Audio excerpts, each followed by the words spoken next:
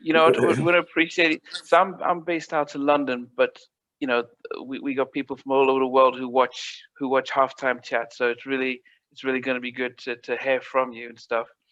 Um, Okay, you it's know, all good. yeah. So for my viewers, I mean, I would remember in high school, listening to you guys, and now I went to high school in Africa, in Nigeria, and you guys Wow. were you guys were popular out there, with One Love and Friends and Freaks Come at Night. So sometimes you might be in New York thinking we're cool around New York, but you've gone all the way to Africa back in the '80s. So a lot of hip hop Mm. artists don't do that now, but I always like to go to the beginning, and especially starting with you. Um, how Yes. did you get into where exactly you from, and how did you get into music? All right. Originally from Brooklyn, New York, Okay. and I was introduced to hip hop back in the days. They called it rap. I was introduced to it in 1977, my first year of high school. I moved from Brooklyn, New York, to a place called Roosevelt Island. And my freshman year of high school, we would go around 12 noon, become lunchtime, and we would go in the lunchroom, have lunch, and we'd have like maybe 20 minutes left on the clock. We would go into a room called the Spark Room, and they would be in there playing cards or playing spades and backgammon. Yes. And that's when they had a big radio in there. And I was like, yo, who brings a radio to school? And they not saying anything. And I heard this sound going, yes, yes, y'all. We like our sound, loud, loud, and clear, clear, clear. This is DJ, J, Africa, Africa, bam, bam, bada, bada, bada, and the mighty Zulu, Zulu, Zulu. I was like, yo, what is that? What is that? And one of my partners who I met my freshman year, his name was Ski Jump. He was a break dancer, and he was also a rapper. He said, yo, that's rap. That's rap. Wow. And they had cassettes at the time. They were playing cassettes. And once my ear heard it, man, I fell in love with it from that day on. I mean, prior to that, what were you listening to? Because you're talking '77. That's really old. That's really a different era from And I think, Yes, what were from you hip listening hop. Yeah. It was a new beginning. So back then, what I was listening to was, my mother coming up in the family that liked music. My mother would play blues like B.B. King to? and Bobby Blue Band. But we also had, coming from Brooklyn, every Saturday morning, we would look at Soul Train. Yeah, yeah, yeah. We had Soul Train with Don Cornelius. So that's how we knew about dance steps and what new dances was coming out. But not only that, we had a station in New York called WWRL, and they would play all the top R&B hits, like from Al Green to Barry White to James Brown to Joe Tex and Earth, Wind and Fire and Kool and the Gang. So that grabbed me as knowing about music before hip hop and before rap. So Yeah, I already had an ear for music and good music, funky music. yeah, yeah. So when you did hear African Bambaataa, what did you think? Did you think what was your thoughts? You know, listening to the music, I mean, they were playing break beats at the time, and they would rap over the break beats.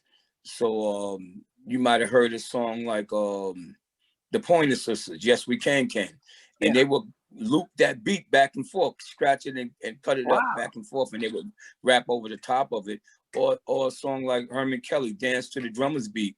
But hearing it for the first time, it was just like a new wave. It's like just like preparing yourself for a Michael Jackson new single or a new video. But Wow. back then they didn't have videos at that coming out at the time, Yeah. so they were just street rappers playing in the park or playing in little hole in the walls. Yeah. So hearing that and hearing Dr. Jekyll, Mr. Hyde, and hearing the Grandmaster Flash and the Furious Five, the Fantastic Romantic Five with Grand Wizard Theodore, those was people that was coming straight out of, them same guys was in high school at the time or were just coming off the streets. Wow. So and at that time, we were playing, I mean, other DJs and MCs were playing in the park. So I was just getting the wind of it. So I wanted to be a part of it because it was like a new wave. Yeah. And at that time, were you thinking about actually starting to create your own craft as a rapper, or what was your thought? Yeah, man, I wanted to be a rapper, and I wound up rapping before I became a DJ. But just by hearing it, I had to go see this. I had to see it live because I'm hearing it on tape, but I want to see this live. So my brothers that was in my class, or the couple of brothers I met that was in my school, will give me flyers or when the next jam was going to be. And I'll be like, I didn't care if I came from Queens. I went to the Bronx, T-Connection, Harlem World, just to go and see these guys. I wanted to see it live.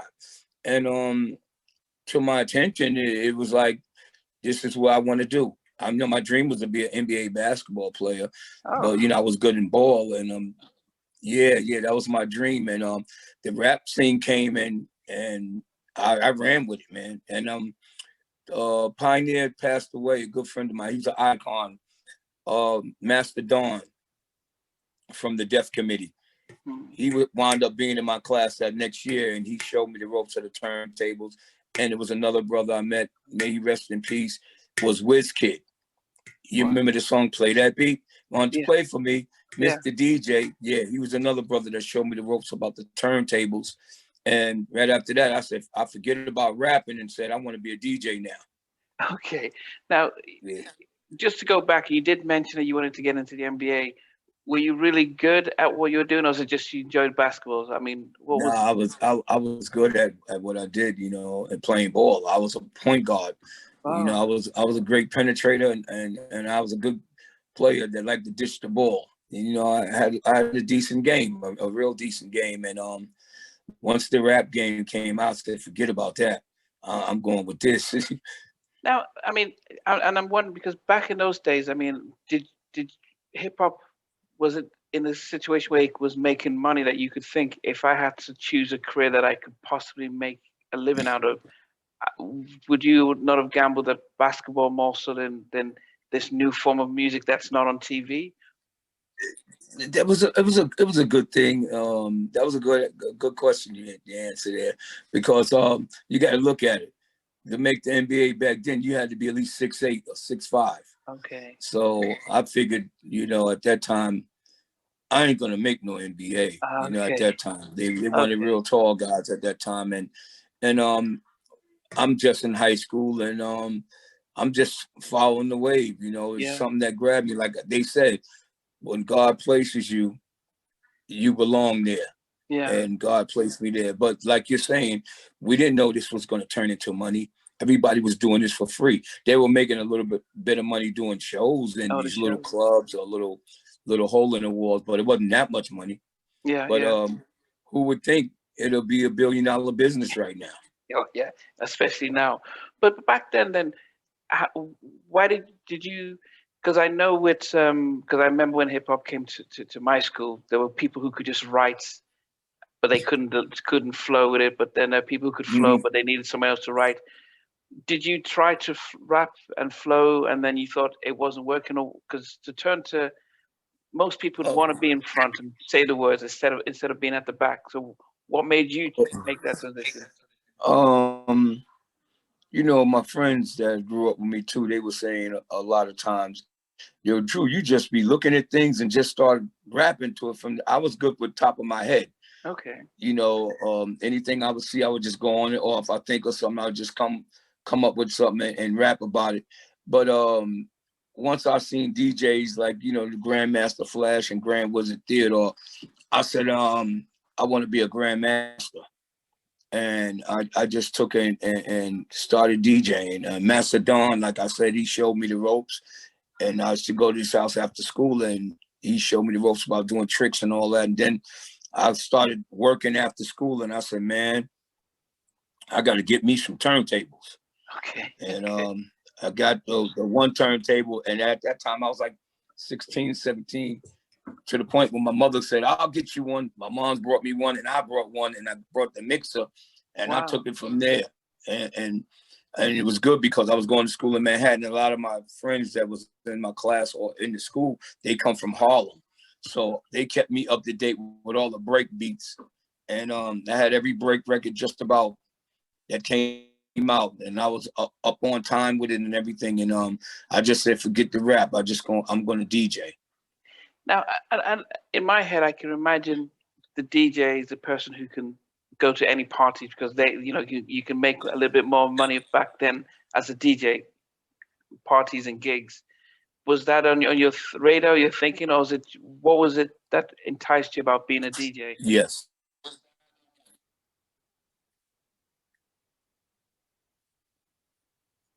Man, being a DJ, I really felt if you was a DJ, you was like in charge.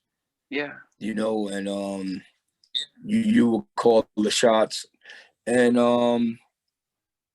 to that point, I want, because everybody else had groups, so I wanted to perform across the bridge. They were playing music in Queensbridge. I know you probably hear about Nas mentioned Q. Yeah, and QB, yeah.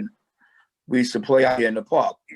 Yeah, it's right across the bridge from where I lived. We lived on a little island, but right across the bridge was Queensbridge, and I can hear them playing music like on a Saturday or something. We would go over there.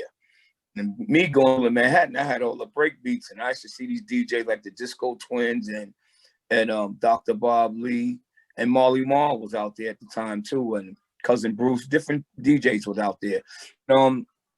It made me want to get involved, and going over there to play in Queensbridge was a beginning because people in Queens got a chance to hear me spin.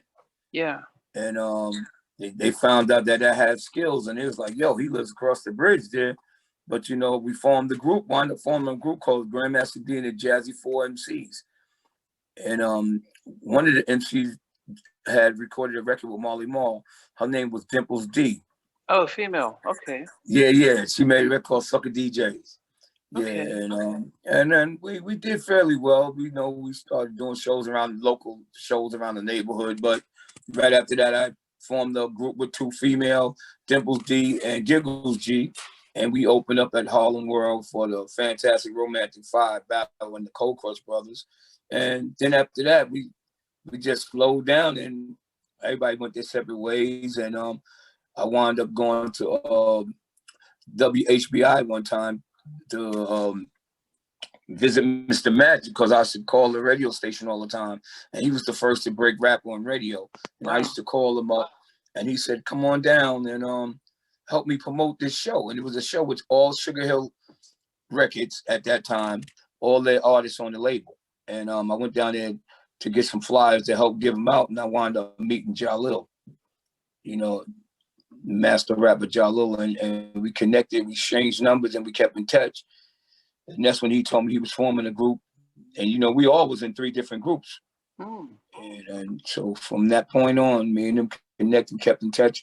Him and X came by my crib and we talked about putting the group together, but they already had a demo out for Mr. Magic. Okay. And from that point on, we kept in touch. And once they seen me spin, they knew I had skills, and they put me part of the group. That was like in 82, 81, around 80, 81. Okay. I think the one thing I wanted to get back to is that, first you were hooking up with female MCs. Was there a reason why you were leaning towards them in those early days? My thing was, I wanted to hurry up and get a record out. Okay. That's I was going to take anybody. If we could get a record deal. Yeah, I was going to different record companies back then because it's not like today where you go on the internet and you got a record deal. We had to go to record companies. They had record companies. You would look at their album cover and see their address. Oh yeah. And I would go up there with a demo tape. Yeah, I would go knock on their door with a demo tape. And let them listen to it. And then they, a lot of those labels, they were major labels. Some of them, they were scared. They were scared to mess with rap. And then later on, everybody wanted to rap. Yeah. Their label. But back in those days, rap was it wasn't hard. It was simple. I won't say simple, but I don't know. Apart from African Bambaataa and Public Enemy, what was the content back in those days, especially with the group You you know, first had? I really felt back in those days, a lot of rappers was rapping about themselves, Yeah. you know, and that's all it was about, to tell you how much rhymes they had, how much clientele they had, and Okay. that's what it was all about. It was all about promoting themselves and bigging themselves up and Yeah. making themselves look big and making them look like they the baddest rapper in the world. And then what happened was, a lot of the records that were coming out, to me, felt like it was underground. You know, the first record you hear, then you heard like Spoonie G and the Treacherous Three. They were great. That was with Kumo D. Yeah. And then you got to look at the Funky Four plus one more. They were great. Then you heard the Grandmaster Flash and the Furious Five. And then you heard the Disco Four. And those groups came out on Enjoy Records. To me, the first label really was pushing rap was Enjoy Records, but the first rap record was King Tim III. And he did that with the group called Fatback Band. Yeah. Okay. Okay, back. Yeah. Yeah. Yeah. I'm here. Yeah. But then, Mhm. so back in those days, so people getting signed from high school. You start to notice, well, people are getting signed, so we can actually get ourselves a deal here. So it was about packaging the right type of content together. When were you helping write any of the lyrics with the groups that you had in those early days? No, I left the lyrics to them. Yeah. I left the lyrics to them, and I was just trying to create some beats. And at that time we had a little drum box and we had a little echo chamber. But I would leave the rapping to them, and they would come up with routines. Okay. And every rap group at that time had routines. That's what made you look good. I mean, like the Funky Four and them, they had routines, and the Cold Crush Brothers had routines that was out of this world. They would take a television show and turn it into a routine. Like Wow. Gilligan's Island, they would rap about, but the harmonized was Gilligan's Island, or they Wow. would rap about one of the other shows. Could have been the Brady Bunch, could have been anything, but they would come with that feel of the TV show. Yeah. So then you go to, I mean, because when Sugar Hill Gang was Curtis Blow, was he already out by that time? By the time when you were searching your own deal? Yeah. Kurt was coming out now, and I give Kurt a lot of credit, because Kurt to me I looked at him as the first big rap star.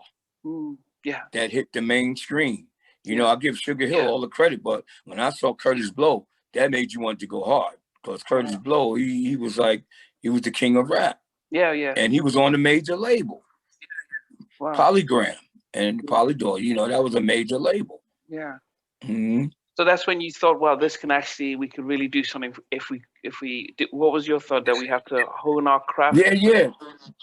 Yeah. All we gotta do is just come with something real. One of these companies are gonna want it, because it's hot now.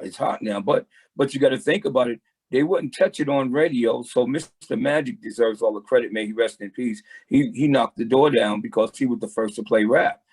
So he played every rap that came out. It would come across, and you only can hear it at 2:00 in the morning. And 2:00 in the morning. And next thing you know, the other radio stations were like scared to touch rap. They would play the instrumental. and yes. And to groups like Curtis Blow, after a while, that made you want to play it, or King Tim III. But you got to look at when Sugar Hill broke the doors down too with Rapper's Delight. That was Good Times from Chic. So that was a crossover record, and that record was already a hit. So all you did was put rap on top of it, and it's another hit.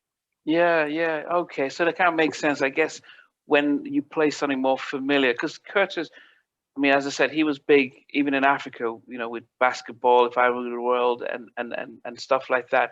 Yes. So when you're big, you're crossing over across to even Africa. That's big. You're right 100%. And you got to look at back. Sorry about that. Back then, they didn't know they was going to cross over, but it did cross over. But Curtis Blow had came out at the right time, because he came out with Christmas rap.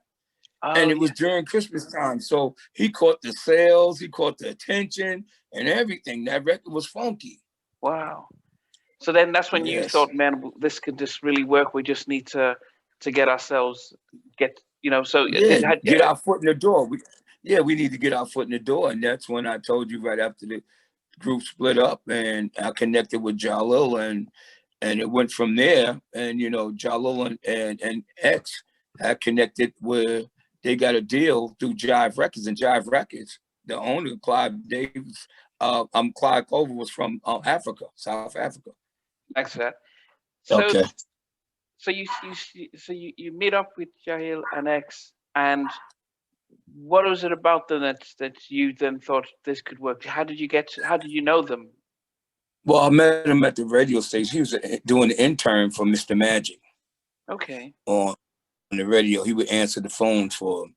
And at that time, they worked on a demo for Mr. Magic, and Mr. Magic started playing it.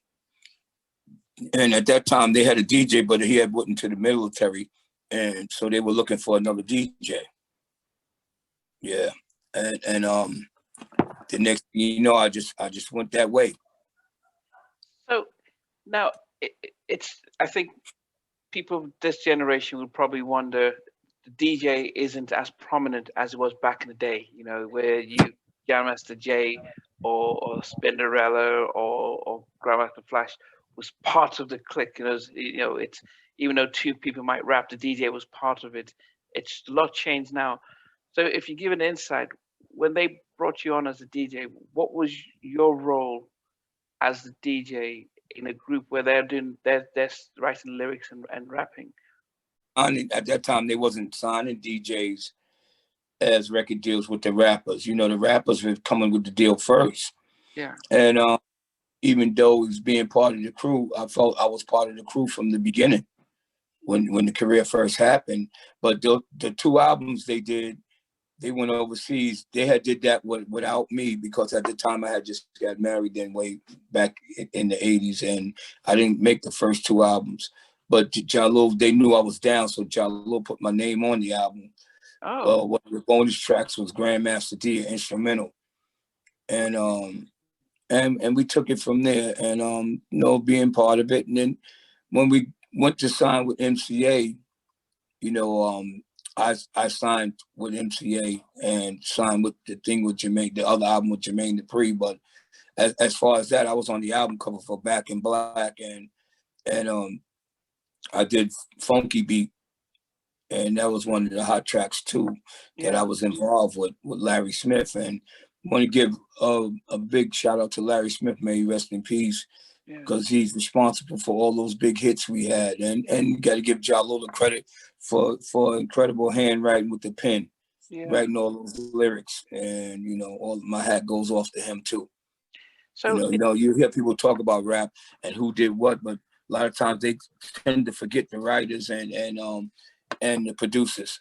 No, Larry Smith was heavily involved in your production and stuff.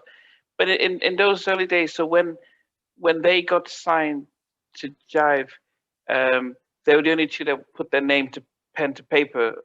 Because Mr. Magic was supposed to get the deal first, because at that time they had the world's famous Supreme Team.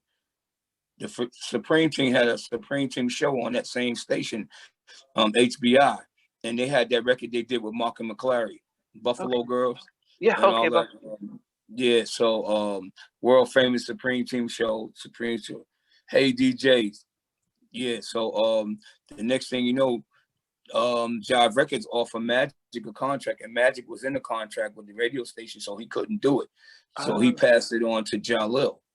Okay. And Jalil was going to do it by himself, but he knew X didn't live that far from him, and he wanted X to join the clique. And he put X down and took him with him, and they recorded the album. Out in Germany, I believe, or was it? No, in London, England. In London. Okay, Battery, they came. Battery Studio in London. Okay, they came to the UK. Okay, But you talking about the one they did? They did the one with Thomas Dolby, and they did one with Connie Planks. Okay. Yeah. So when they recorded the album, is it then you know, I guess it's the shows, and that's where you sort of come into full force with the live performances and stuff like that. Yes. At that time, the records were done, and we broke ground by doing shows in Europe. We did late '83. We went to Europe for 3.5 months. Wow. We did we did England, Germany, Belgium, Paris, France, Switzerland, Munich, Frankfurt, Amsterdam, Holland, Berlin. Before they tore the wall down, we had to go around that wall.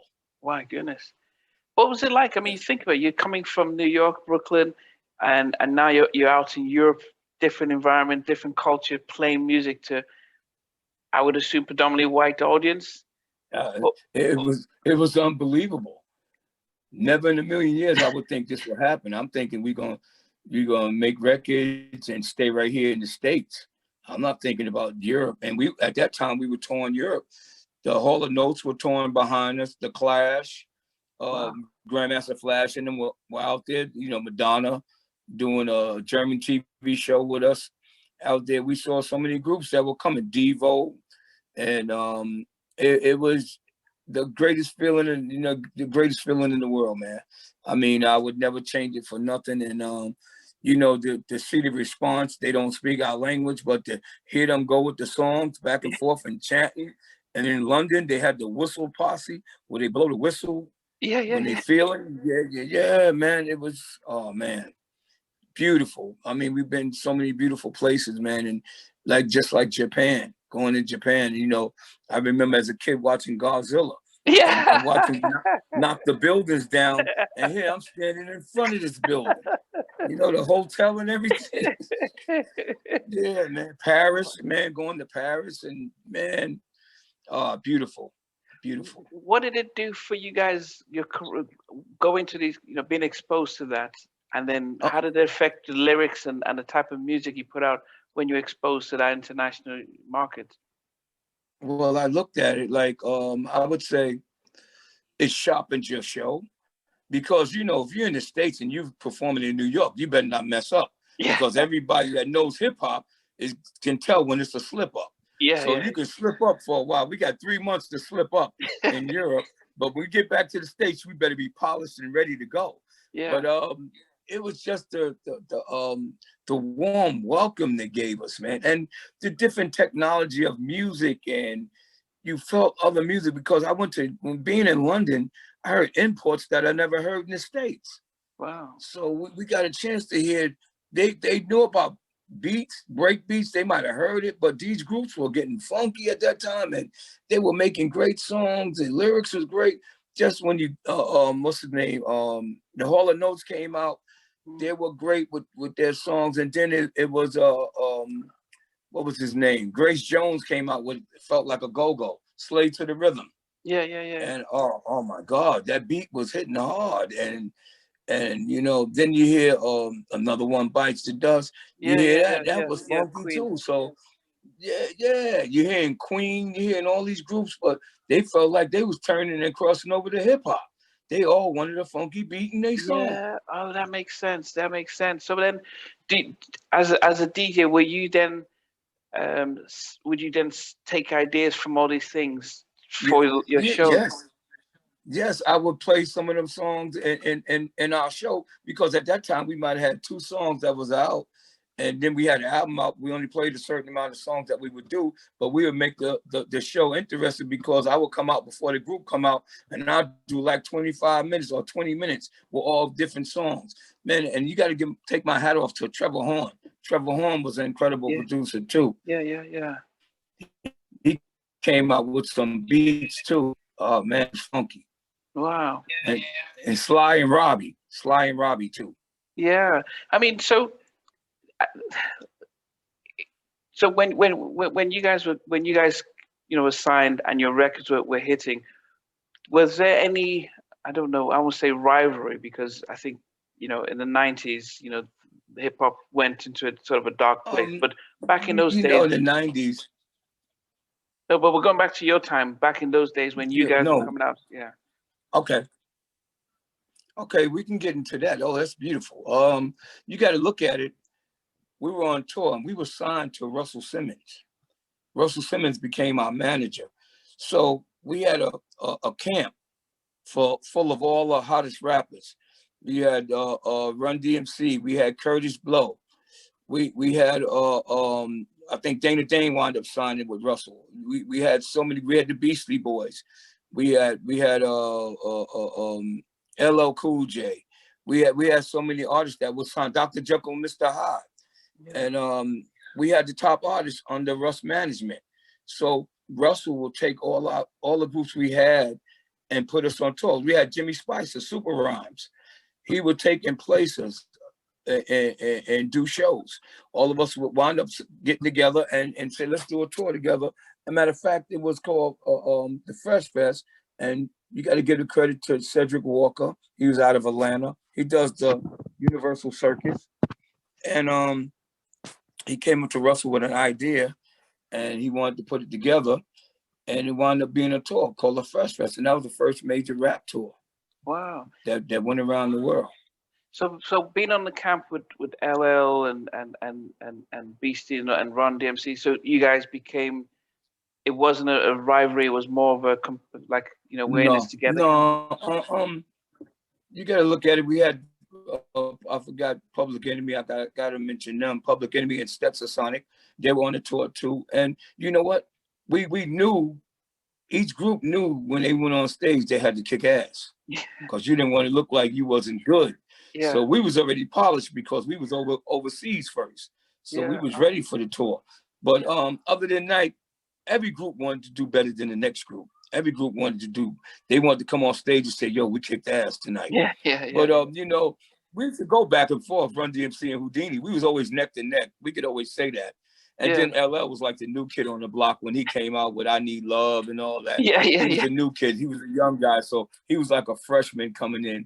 But we all welcomed each other because we all was family, because we was under the same management. And you got to give credit to Cut Creator, LL Cool J, being on tour, all of us on tour, Eric B and Rakim.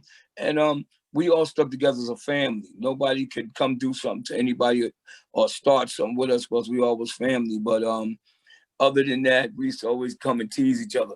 Yo, we kicked ass tonight. We kicked ass.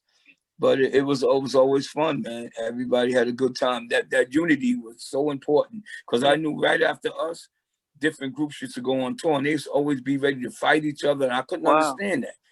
If you making money and we making money, you should be happy. So we want to make the tour last. We don't want no problems. All we want to do the show, get the money, and go home. Now, I think the question that I have, a lot of my viewers would probably be wondering, because we're hearing a lot of the issues in the 90s with the labels, the contracts, publishing, management stealing money and all that stuff. For you guys, what was it? Did you guys go in knowing the business about being on contracts and royalties and publishing, and then also being on tour, who's got our money and stuff? Because I think sometimes you can enjoy the show but forget that it's actually a business, and no one looking out for you unless you look out for yourself. That's right. At that time, you when you fresh in the business and you got management and you thinking positive, and like you said, it's like you got to have, today's time, you got to have 3 people watching. You got to have like 2 lawyers and management, and then you got to have a accountant that you can trust. Because if you we had an accountant, one of the top ones, Burke Vidal, and may he rest in peace. He was a good guy to me, in my eyes. And, my main thing is you always have to be on top of your game 24/7. Wow. It's like people should always say, and I used to wonder why they used to say that, but it was true. They said, today's game, you got to sign your own checks. Don't let nobody sign nothing for you. So, you watch and you're putting money into going into the booking agent, not the booking agent, but your accountant. You got money on the road because you received the back end, but the upfront money is going straight to your accountant. And after a while, they're saying they paid for this, they paid for that, and you start seeing your money going downhill. Wow. Then you start waking up then, and you can't go out there and just blow it. A lot of people are just blowing the money and thinking you're going to have another day tomorrow, and you don't know what's going to happen. Yeah. So now the advice is get the money and put it away for a rainy day. Yeah. So did the 3 of you learn early on how to take care of things? Just more so because it's advice for upcoming people coming into the industry? Yeah, you know, we learned, and a lot of things we did, I wouldn't take it for granted. I mean, I said the things that we did, we spent a lot, and you learn a lot. It's like going in a hotel, you're on the road, and you in love, and you're on the phone with your girl talking for so long on the phone, and you go downstairs and see what your phone bill look like, because you in Switzerland, and you look and you say, yo, but I only talk for a certain amount of time. Man, that thing was clicking. You talking about being homesick. Yeah, so you know, you live and you learn. You know, you go buy these fancy cars, and some people got 2 and 3 cars when you only need maybe 2 if the most. And then later on, you start seeing where your money went. Wow. You know, these guys today, they making so much money, and I don't know how they can do it. They go in the strip club and drop $60,000, and I'm like, you out of your mind. Yeah. Yeah, you gotta be crazy. Not me. Yeah, I heard Missy Elliott in an interview saying that she flies, she doesn't fly with a private jet because why waste the money? The plane's going to get there at the same time. You know, you just don't waste money. And she's a millionaire, but it's like it can go as quickly as it comes if you start spending it foolishly. Yeah, and you ain't paying attention, but you know it's hard to find honest people. But when you find them, you need to keep them in your circle. And like today's time, you know, back when we were rolling on the road like that on tour, we never got in trouble. And it makes me look at these guys; they making so much millions, and they stay in trouble. Yeah. And you know they don't have the right people in their corner. You know. Yeah. So just going back then, so when the success of the group is going fine, how are your family, you know, family, mums and the rest of the family thinking about, you know, my goodness, he actually made it? What were their thoughts? The thoughts were they were very happy, but I remember a time when they didn't believe in it. A lot of parents that son or daughter was getting into it, they was like, that stuff ain't gonna work, that ain't gonna last.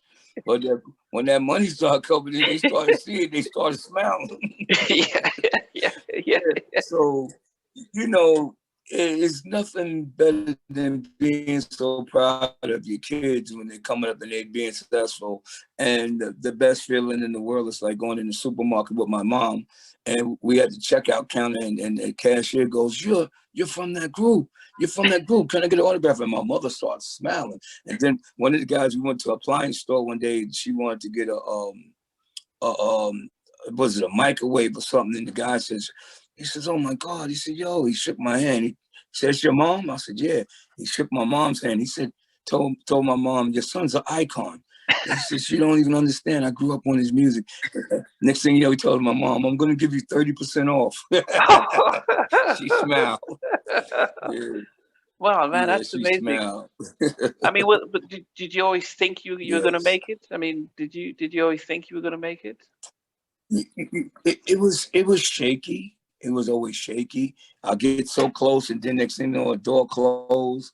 I tried another one, that one closed, but then later on, it just came about. And you know, like they said, God works in mysterious ways. He just put it together, and it just happened. So, but I look at it, and you know, I give God the glory, but I also give the respect and credit to Jalil for adding me part of the group, and Ecstasy. You know, it was a tight group. We were tight, and I really felt in our career when it came to hitting that stage, nobody can touch our show. Yeah, I always felt that. What was it like? Because we do hear so much about groups having, you know, as the fame goes, that they have issues and fall their separate ways. What kept the 3 of you guys together? And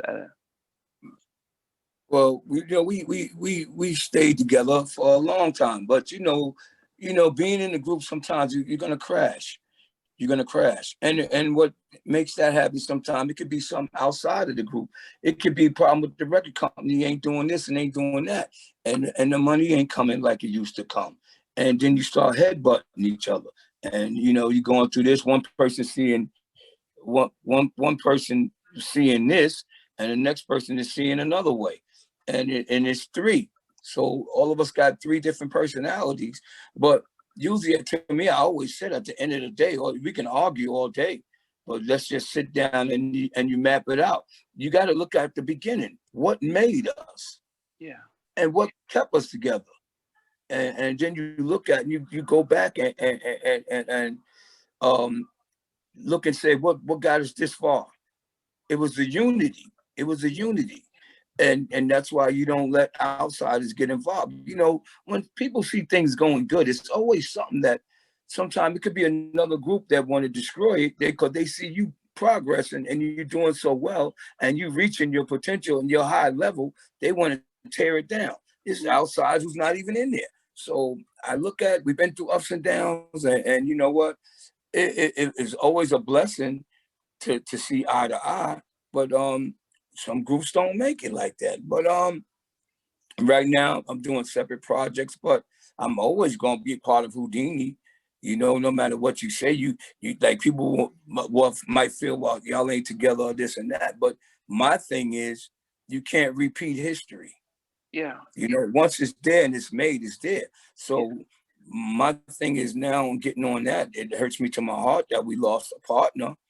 And he, to me, was a family member. You know, like I said, you might have go through ups and downs, but he's always going to be my brother, and I love him to death.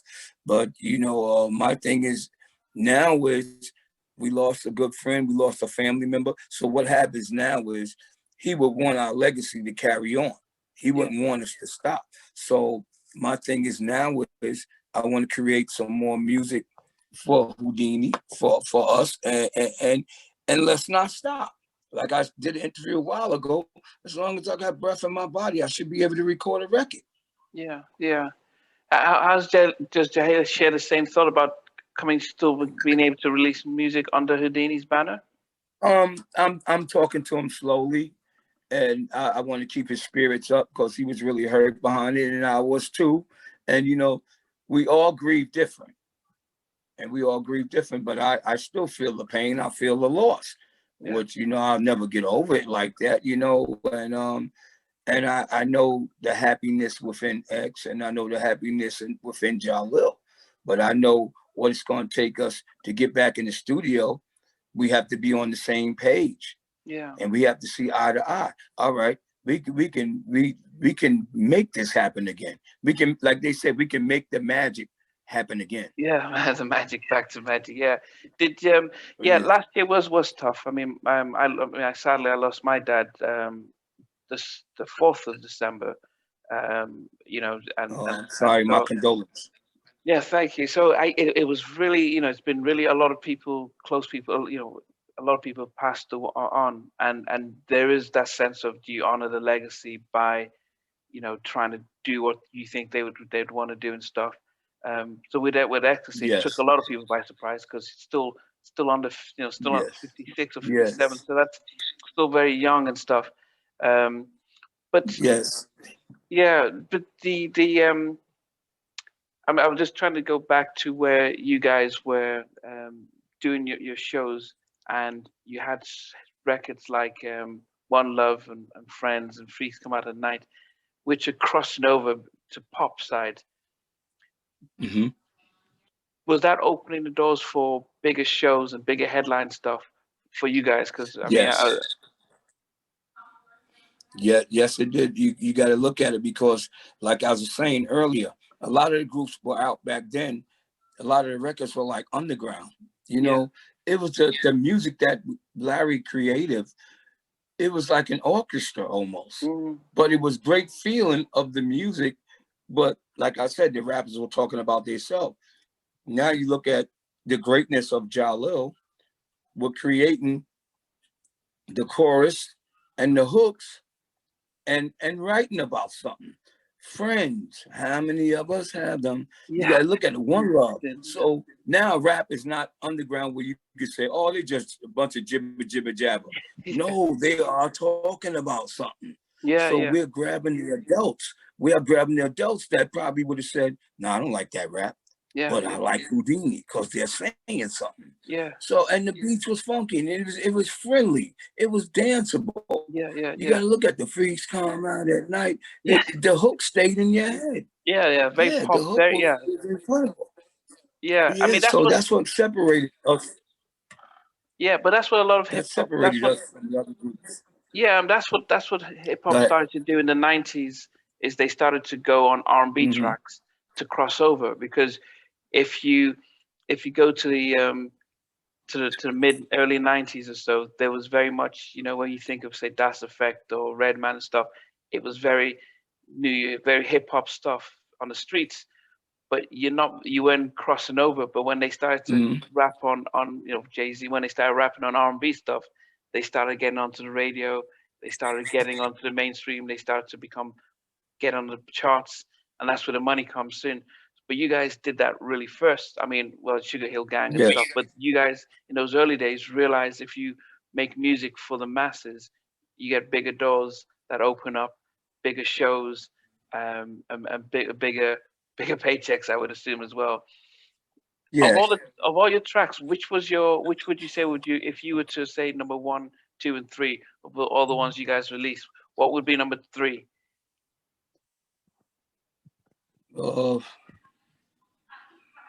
Number 3 probably be really all of them was hits. Yeah, but I can't even hold back. I mean, Funky Beat was funky. 5 Minutes of Funk was funky. Friends was funky. I'm a Hoe was funky. Really, all the tracks were incredible. And One Love, it was all incredible because all our albums we would come with full of hits. What was your favorite that's then? What we wanted. So my favorite was, you know, it had to be Funky Beat because I rapped on it. Okay. But Friends is my greatest, and One Love too. You got to give One Love because it's all about love, man. It's all about bringing love to people and that good vibe. And Friends, yo, I mean, you can make any beat, but the lyrics got to match that beat. And Jalil was incredible with the pen. Yeah, he was incredible on writing. So, you know, he gave it to you. He gave it to you. And Larry Smith, you got to take your hat off to him. They always seem to leave Larry out, but I'm going to promote Larry every time I get a chance. Yeah. But you know, and the reason I asked, because I did a poll yesterday, and I think I sent it to you, but it's about almost 2,000 people who responded. And I put down Friends, One Love, Freaks Come Out at Night, 5 Minutes of Funk, and I seen that. And about 33% said Freaks Come Out at Night. So most people said that, followed closely by One Love. But it was hard. And then people mentioned Funky Beats and all the songs that I couldn't, because I could only put 5. And they were mentioning all this stuff. So, but what it shows is that you guys weren't just like a one-hit wonder. You know, Sugar Hill Gang, I could think of 1 or 2 tracks, but you guys had variety, big bangers that everyone could just pick and stuff. And as I said, you guys became like a global band without, you mentioned going on tour, but as I said, you didn't come to Africa, I don't think. But you guys were big. But you guys were big. I think we would love to come back. Yeah, but then when the 90s come, before you signed to Jermaine, and the landscape changes it slightly, what happens to you guys? Because do you guys start to, does the hip hop takes a very different stage, and you guys? Turn. Yeah, it took a different turn because you had the Big Daddy Kanes, you had all these rappers coming out, then Whodini and all, you had the Snoop Dogg, it was a new breed. So now we had to find a good home, and we went to MCA. We did the album with MCA Records, and they didn't push it like they were supposed to. But later on, we go do a single. Got to give credit to Chuck D from Public Enemy for reaching out to us, and Terminator X, and we did it all come down to money, and we had a video for that, but it gave us a buzz. It gave us a buzz and gave us a spark, and then that's when we went to Jermaine Dupri. Okay. And give him the credit for signing us too. Yeah, but did you then think, if we can't get? Did you still think you guys could Jalil? Does he still think he could still keep on pace with what was happening, or what was your? I really think we felt it, but we started feeling things slipping. We didn't have that magic no more. It's just like a spark in the NBA player.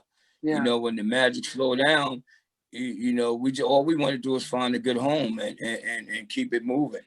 Yeah. And try to create more hits.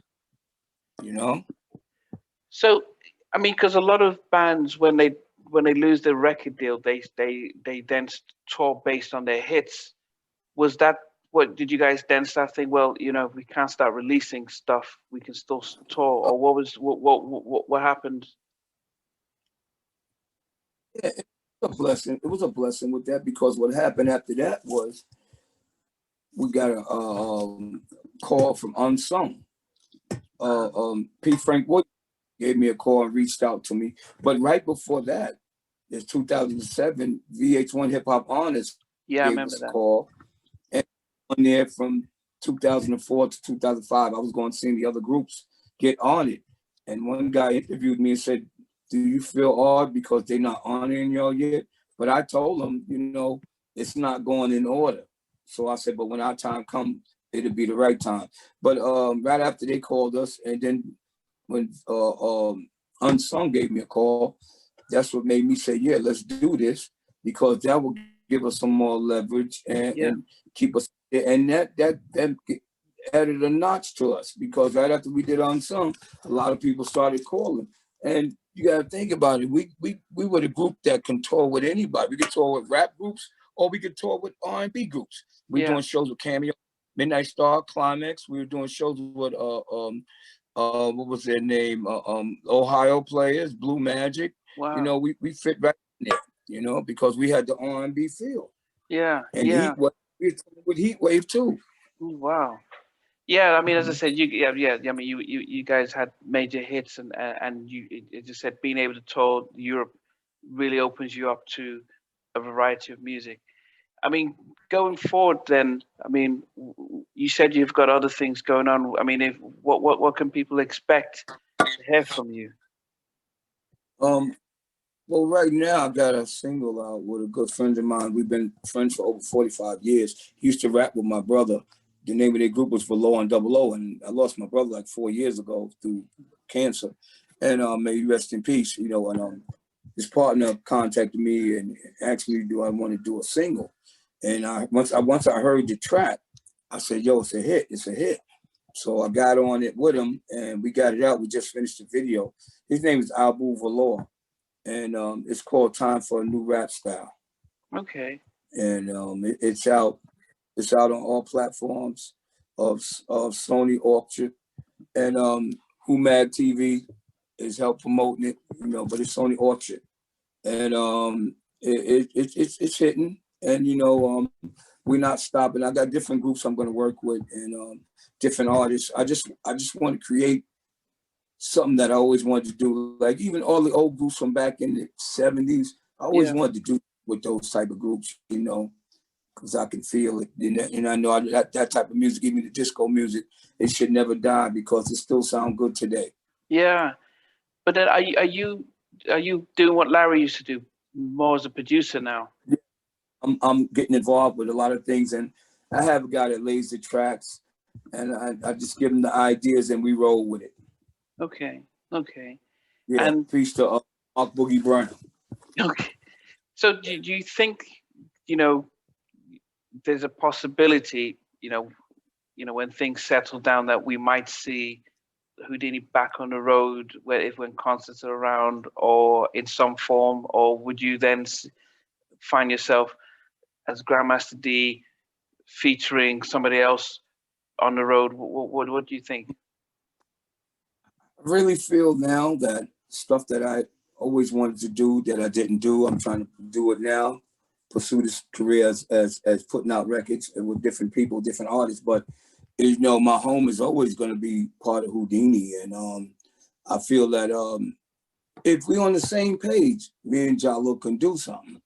If we're on the same page, we got to be on the same page, and you know, by being on the same page is like, yo, you get to writing and I get to creating the songs, and you can help create it with me. And not only that, I just want to put out good music and good lyrics, and you know, even for the groups that are out there looking for a label deal or something, you know, because we got distribution behind us, and I just don't want to stop. I love music. I take that to my heart. And I always love being in the group Whodini. and they can't take that away from me. You know, we're part of history. We are icons, and we are legends. Definitely. And I really felt that even back in the days, we never get that credit that we deserve. And right now, I feel like Whodini should have been in the Rock and Roll Hall of Fame a long time ago. And I think it's time. And we should have got a Lifetime Achievement Award at the Grammys. But when we were out with friends and all that, they didn't have no category for rap. Yeah. So now you got it. You need to give us our just due.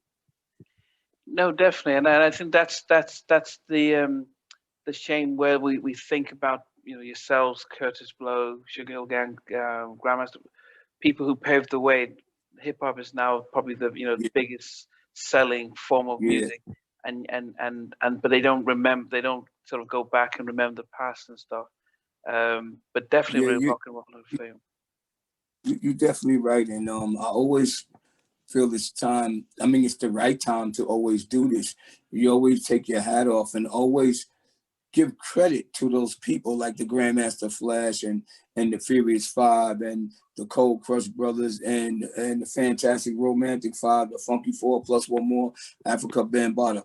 All those brothers, Grand Wizard Theodore, Breakout and the Baron. All those DJs and MCs that came before us, they need to get their just due. They need to get their respect they deserve, because it wasn't for them, it would be no us. Yeah. And that's why I'll open them out. Yeah, and I would hope it's, you know, at VH1, you know, we have to give credit back in the, when, you know, they started this stuff and, you know, and did the honors and stuff. You'd hope Soul Train or BET would push, and then they also try and get it, the Grammys, American Music Award, all of them. Yeah, and they need to give Mr. Magic a Lifetime Achievement Award for breaking the grounds for rap on radio. And I want to shout out two partners that I knew that was good, and they were big in the DJ world. DJ Lance out of Brooklyn, a.k.a. Master Dee from Brooklyn, and Tommy Allen, another good brother. Both of them passed away. May they rest in peace, man. But I just want to shout them out. Well, yeah, I definitely have to appreciate you coming on, because I guess it's going to be interesting for, you know, when people watch and listen to start to say yes, whether it's on a petition or stuff, but to start to say, hey, you know, because we try and reflect back on the groups. A lot of, you know, DJ Cassidy did a lot with the Pastor Mike and really tried to honor. But he didn't go back far enough to the 70s and but he kind of kept it within a range. But in a way, they're trying to say, look, before we got to where we are now, there were people who paved the way and stuff, and, you know, hopefully we get more of that, and hopefully you guys could connect and do your own sort of thing. You know, I remember KRS-One did his Stop the Violence movement, got all these people together to do something, and it may be something that you guys could try and connect, you know, or and, you know, do a collective sort of old school collective spitting a verse and stuff like that, which in itself will generate a massive buzz. Thanks for watching. Please remember to subscribe to the channel, but most importantly, to press the notification bell so that you can be notified when we do have a new interview. Loads to come, but thanks a lot for watching.